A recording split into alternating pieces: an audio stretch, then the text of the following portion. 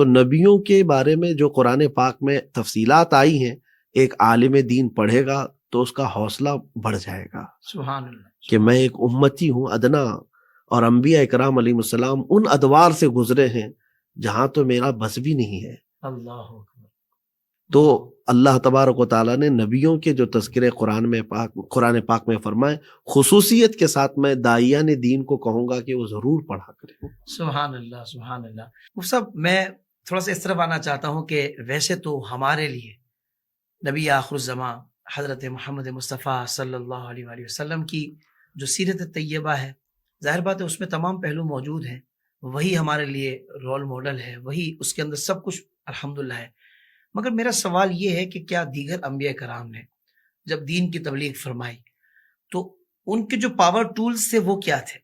یعنی کس طریقے سے وہ لوگوں پر محنت کرتے تھے، سختی بھی کہیں رکھتے تھے، یا زیادہ تر انداز وہی محبت بھرا ہوتا تھا کہ وہی پیغام رب کا پہنچانا ہے؟ تو میں چاہتا ہوں کہ اس حوالے سے ضرور حضرت ارشاد فرمائیں کہ انبیاء کرام کے وہ خاص اوصاف جو تبلیغ دین کے لیے آپ استعمال کیا کرتے تھے، اس کا کچھ تذکرہ ہو جائے۔ بالکل، دیکھیں دو چیزیں انبیاء اکرام علیہ السلام کی زندگی میں خاص وصف ہے۔ صحیح۔ جتنے نبی دنیا میں تشریف لائے وہ سب کے سب اپنے زمانے کے سب سے بلند اخلاق پر آئے۔ کیا بات ہے! اخلاق میں ان کا کوئی مثال نہیں، ان کی کوئی مثال نہیں ہو سکتی۔ انبیاء اکرام علیہ السلام اخلاق سکھانے بھی آئے، تو ظاہر سی بات ہے یہ وصف خاص ہر نبی کے ساتھ رہا ہے۔ اور دوسری چیز جو آپ نے پوچھا ہے کہ سلطنت اور کچھ خصوصی طاقتیں، تو یہ ہے معجزہ کہلاتی ہے چیز۔ صحیح۔ یہ خاص طور پر ہر نبی کے ساتھ اس لیے دی گئی ہے کہ جب انکاری انکار کر کے نبیوں کو چیلنج کرتے تھے کہ تمہاری دعوت اگر سچی ہے تو یہ دکھاؤ وہ دکھاؤ، تو رب تبارک و تعالیٰ پہلے سے ان کو ان تمام چیزوں کی پریپریشن کے ساتھ قوم کے اندر اتارا ہوا ہے۔ تو انبیاء اکرام علیہ السلام کی تربیت جو ہوئی ہے نا، وہ ان کے گھروں کی نہیں ہے، وہ خالق کائنات کی تربیت ہے۔ واہ واہ واہ۔ نبیوں کو وہ خود تربیت دے کر کے دنیا میں بھیجا ہے، اسی لیے براہ راست جبرائیل امین کے ذریعے سے بار بار پیغامات جو دیے جاتے۔ اب ایک میں آپ کو بتاتا ہوں مثال، کہ جب کسی کے پاس جانا ہوتا ہے، یہ ہمارے استاد مصر میں بتاتے تھے کہ رب کا قانون کیسا ہے۔ موسیٰ علیہ السلام کے مقابل میں فرعون جیسا سخت قسم کا بادشاہ موجود ہے، اس کے پاس جانا ہے موسیٰ علیہ السلام کو، اور آپ کو 2 معجزے دیے گئے تھے، آپ کو پتا ہے اور تقریباً سب کو پتا ہے۔ ایک آپ کا عصا تھا، لکڑی جس کو زمین پر ڈالتے تو اژدھا بن جاتا، اور ایک آپ کا ید بیضا، اگر آپ جیب میں ہاتھ ڈال کر کے نکالتے تو خوب روشن ہو جاتا۔ یہ 2 معجزے آپ کو دیے گئے تھے، لیکن میں آپ کو یہاں ذکر یہ کرنا چاہ رہا ہوں کہ اللہ تبارک و تعالیٰ نے یہ معجزے آپ کو جب عطا کیے تو یہ نہیں فرمایا جاؤ فرعون کے پاس ڈالو اس لکڑی کو، بلکہ جانے سے پہلے موسیٰ علیہ السلام کو پہلے کہا گیا کہ آپ زمین پر عصا ڈالیں، ابھی فرعون نہیں ہے، کوئی مقابلہ نہیں ہے۔ تو موسیٰ علیہ السلام نے اپنے عصا کو زمین پر رکھا، وہ اژدھا بن گیا۔ تب قرآن میں اللہ تعالیٰ نے فرمایا خذھا ولا تخف، پکڑ لو اس کو، ڈرو مت۔ کیونکہ دائی جو ہے یہ پہلے سے تربیت یافتہ ہو تو دشمن کے سامنے جا کر کے وہ گھبرائے گا نہیں۔ واہ واہ واہ واہ، خوبصورت نقطہ۔ اور گھبرانا بھی نہیں چاہیے، کیونکہ مقابلے کے دوران اگر یہ گھبرایا تو سامنے والے پر اس کا برا ایفیکٹ جاتا ہے۔ تو موسیٰ علیہ السلام نے پکڑ لیا۔ اب یہ جو ہوا ہے پہلے، یہ کیا ہے؟ یہ ریہرسل اور یہ تربیت، اسی کا میں ذکر کر رہا ہوں۔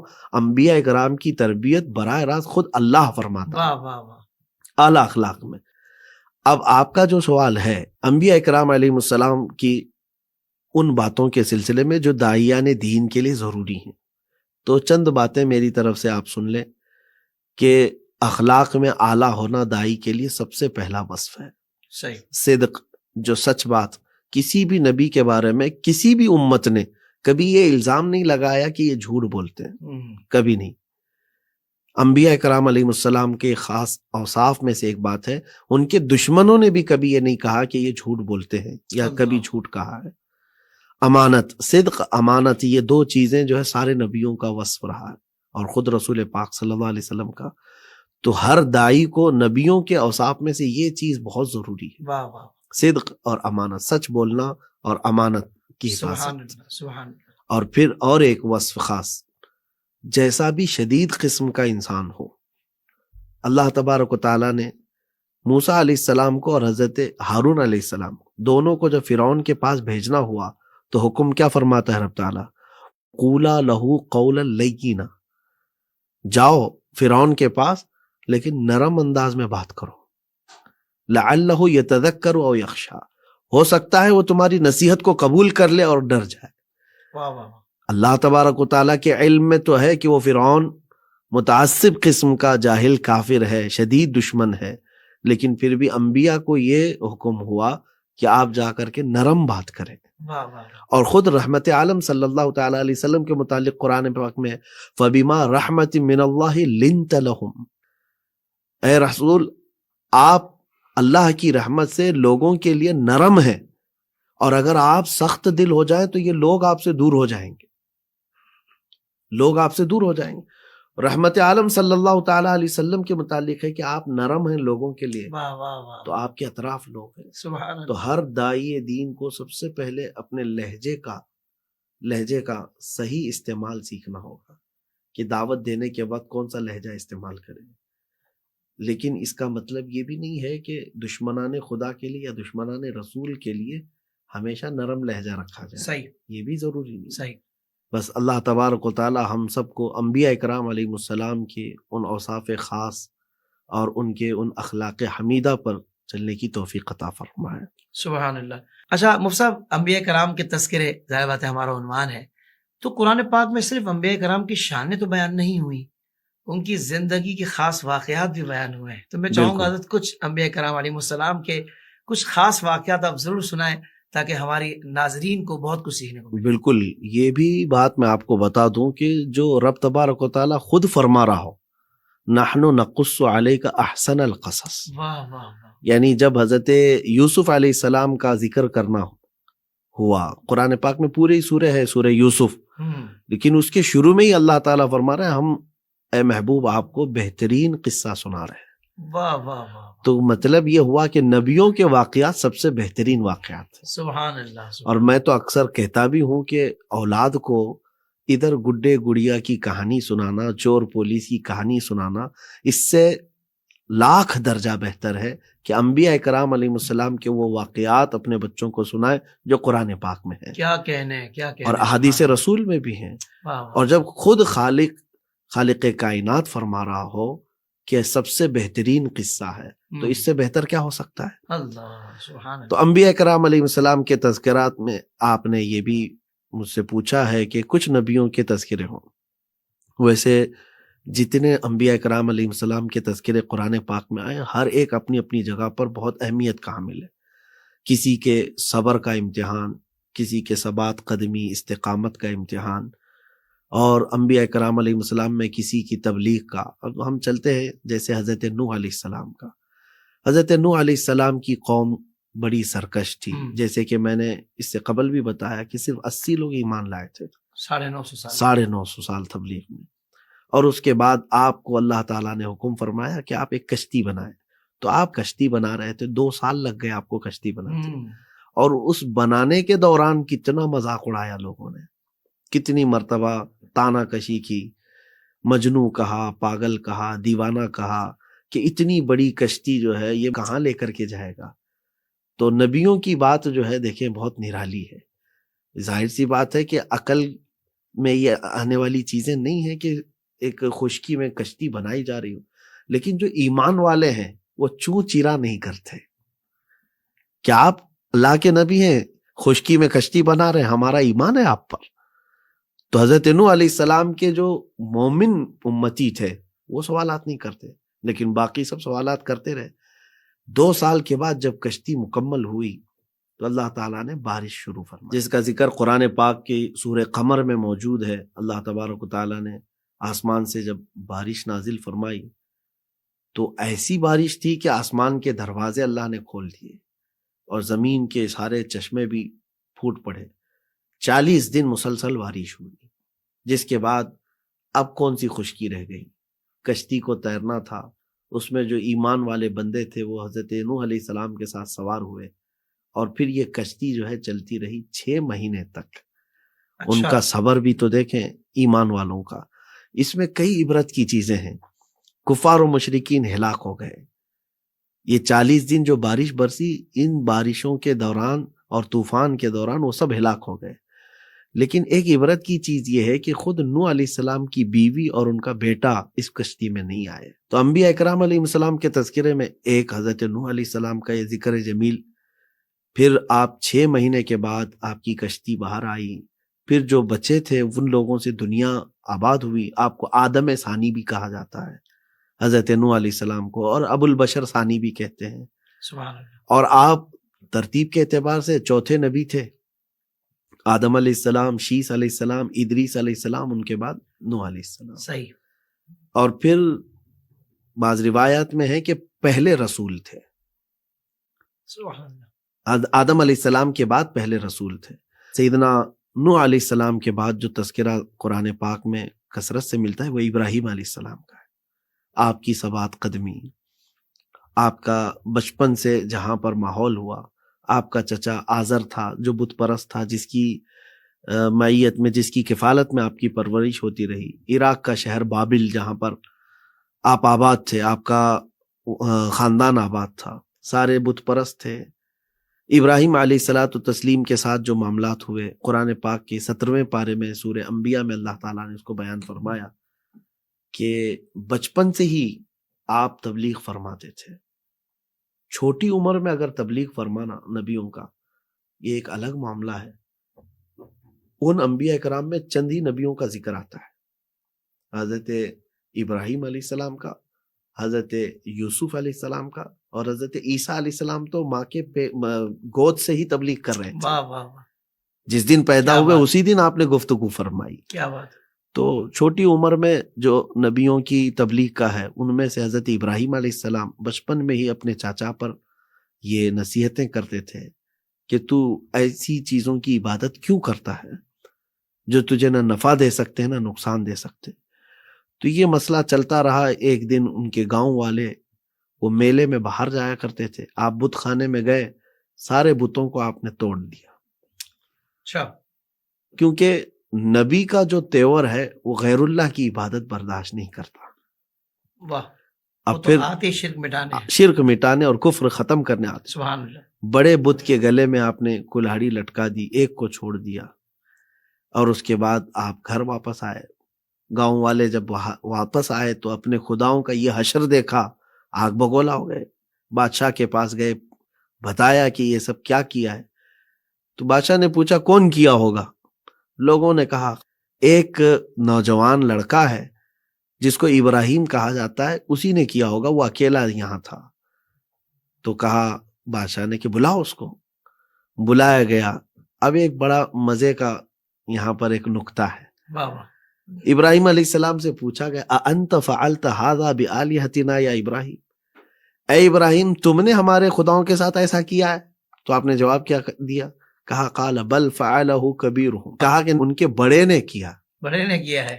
اللہ اکبر. ان کے بڑے نے کیا ہے. تو اب یہاں رک کر کے آپ کو میں بتاتا ہوں، کبھی کبھار بات ذو معنی ہوتی ہے، 2 معنی. صحیح. اس کو جھوٹ پر محمول نہیں کیا جائے گا. بہت خوب. ابراہیم علیہ السلام کی مراد یہ تھی کہ ان کا بڑا تو میں ہی ہوں، یعنی ان بتوں کا بڑا میں ہی ہوں، ان کے بڑے نے کیا ہے. لیکن سامنے والے یہ سمجھ رہے تھے کہ ان کے بڑے نے مطلب جو بڑا بت بیٹھا ہوا ہے اس نے کیا. تو اور آگ بگولا ہوئے اور کہا کہ وہ پتھر کا خدا ہمارا وہ کیسے کر سکتا ہے. تو ابراہیم علیہ السلام نے اسی وقت، یہ دیکھیں ایک مناظرے کی ایک صورت ہوتی ہے. سبحان اللہ. فرمایا کہ جب وہ کچھ نہیں کر سکتا، نہ اپنے چھوٹے چیلوں کو بچا سکتا ہے، تو پھر تم اس کی عبادت کیوں کرتے ہو؟ اتنی بات پر ہمیشہ سے یہ دنیا میں دیکھا گیا ہے جب کافر لاجواب ہوتے ہیں تو پھر وہ اپنی ناجائز طاقتوں کا استعمال کرتے ہیں. بالکل ایسا ہی. آج بھی یہی چلتا ہے. اگر وہ آپ کا جواب نہیں دے سکتے تو پھر اپنی پوری قوت اور طاقت لگا دیں گے آپ کے خلاف. ابراہیم علیہ السلام کے ساتھ یہ ہوا کہ جب جواب نہیں بن پڑا تو کہا حرقوہ، اس کو آگ میں جلا دو. اب آگ میں جلانے کے لیے 1 مہینے تک لکڑیاں جمع کی گئیں اور آگ بھڑکائی گئی. میں آپ کو ایک بات بتاتا ہوں کہ ایک انسان کو جلانا تو 1 مہینے آگ کیوں لگائی گئی؟ واہ واہ. اور وہ بھی اس کے شعلے آسمان سے باتیں کر رہے ہو، اتنی بڑی آگ لگائی گئی.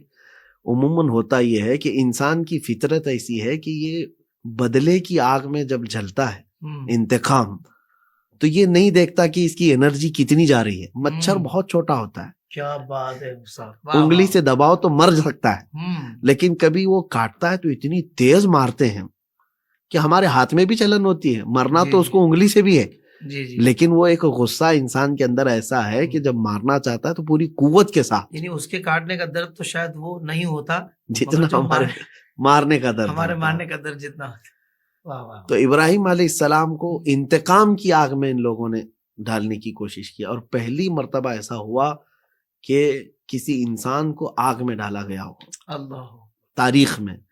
اور وہ بھی ایسا کہ قریب تو آگ کے جا نہیں سکتے تھے، تو ان لوگوں نے ایک منجنیق بنایا، توپ، جس میں رکھ کر کے آپ کو آگ میں اڑایا گیا.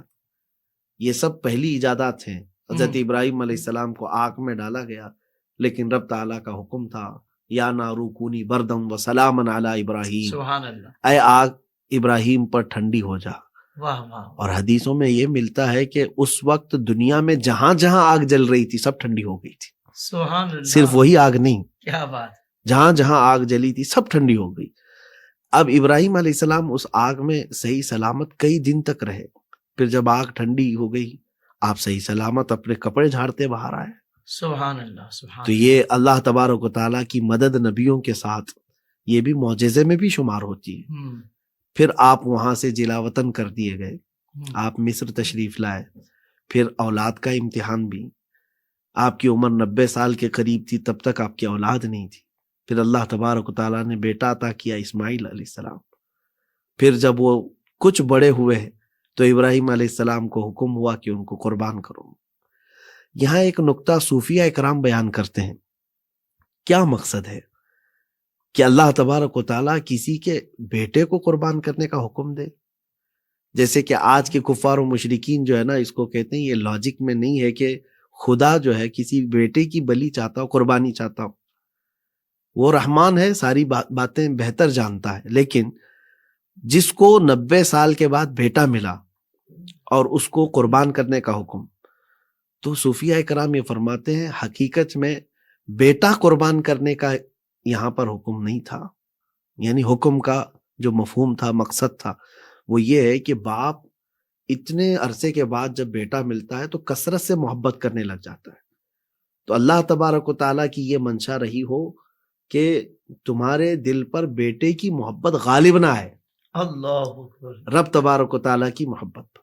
کیا بات ایسے ہے ہی جیسے سبع سنابل شریف میں بھی یہ بتایا گیا، ابراہیم علیہ السلام نے جب یہ عرض کیا کہ مولا تو مردوں کو زندہ کیسے کرتا ہے، تو رب نے کیا فرمایا کہ کچھ پرندے لے لو، ان کو ذبح کرو، اور سارے پرندے جو 4 الگ الگ پرندے آپ نے لیے تھے، تیسرے پارے میں اس کا ذکر ہے، تو آپ نے ان کا گوشت کا قیمہ بنایا اور سب کو ملا دیا، اور اس کے بعد 4 پہاڑوں پر ان پرندوں کے گوشت رکھ کے آئے اور ان کے سر اپنے پاس رکھے تھے. یہ واقعہ ہے تیسرے پارے میں. اور پھر حضرت ابراہیم علیہ السلام کو یہ اللہ کے حکم سے آپ کر رہے تھے. میں یہاں پر انٹرسٹنگ چیز عرض کر رہا ہوں. 4 پرندوں کو آپ نے نام لے کر بلایا، وہ آ گئے، اپنے گوشت سے مل گئے، جسم بھی بن گیا اور اپنے اپنے سر سے جڑ گئے اور زندہ ہو کر نکل پڑے. ابراہیم علیہ السلام کا اللہ کریم کی بارگاہ میں سوال تھا کہ میں دیکھنا چاہتا ہوں، تو اللہ نے قدرت کا مشاہدہ کروایا. لیکن کون سے پرندے تھے آپ کو پتا ہے؟ 4 پرندے جو لیے تھے. یہاں صوفیہ اکرام کی بات بڑی انٹرسٹنگ ہوتی ہے. ان میں سے ایک مرغا تھا، ایک کوا تھا، ایک کبوتر تھا، ایک مور تھا. چاروں نام ذہن نشین کریں، اس میں حکمت ہے. مرغا ہے، کوا ہے، کبوتر ہے اور مور ہے. اب یہاں پر آتے ہم، صوفیہ اکرام فرماتے ہیں در حقیقت ان 4 پرندوں کو ابراہیم علیہ السلام نے جو لیا، ان میں چاروں کی ایک ایک خاصیت ہے. مرغا شہوت میں بہت زیادہ ہے، کوا لالچ میں بہت زیادہ ہے، اس کے اندر یہ برائی ہے. صحیح. اور کبوتر بہت جلدی دوستی کرنے کا عادی ہے، صحیح، جلدی دوست بن جاتا ہے. اور مور جو ہے نمائش کا عادی ہے، اپنے حسن کا اظہار کرنا اس کا بڑا شوق ہے. تو فرماتے ہیں سبع سنابل شریف میں یہ بات ہے کہ در حقیقت یہ 4 پرندوں کا ذبح نہیں تھا، بلکہ شہوت کی کو ذبح کرو. اللہ اکبر، لالچ کو ذبح کرو، واہ جی واہ، اور یہ ایرے غیرے کی دوستی کو ذبح کرو، اور نمائش کو، ریاکاری کو ذبح کرو۔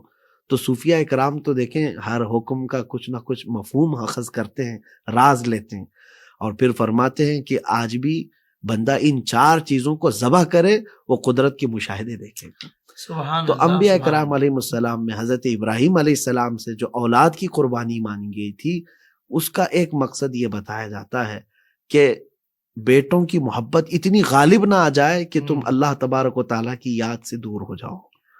اللہ تو اکبر۔ ویسے اگر ہم ذکر کرنے بیٹھیں تو ہماری گفتگو بہت طویل ہو جائے گی۔ حضرت میں یہی سوچ رہا تھا کہ ابھی تو آپ نے آغاز کیا ہے تذکرے کا، اور ابھی یہاں ہمارے پروگرام کا وقت مکمل ہوا ہے، تو اس کے لیے تو پوری ایک سیریز کرنی ہوگی۔ بہت لمبے تذکرے ہیں، کیونکہ اب آپ دیکھیں کہ قرآن پاک کا 1/3 حصہ انبیاء کرام کے واقعات سے ہے، 1/3 حصہ ہے، 1/3 اللہ حصہ اکبر، اللہ اکبر۔ قصص ہیں جس میں، جی جی واقعات ہیں۔